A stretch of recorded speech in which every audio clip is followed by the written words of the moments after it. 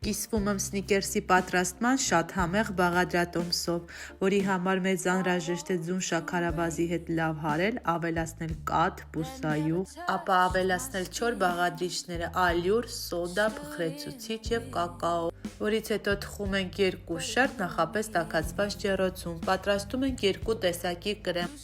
Մեկը եփովի տարբերակով, իսկ մյուսը եփած խտացրած կաթով, կարագով և գետնանուշով։ Կրեմները պատրաստ լինելուց հետո քսում ենք շերտերին՝ առաջինին եփովի կրեմը, երկրորդին եփած խտացրած կաթով կրեմը։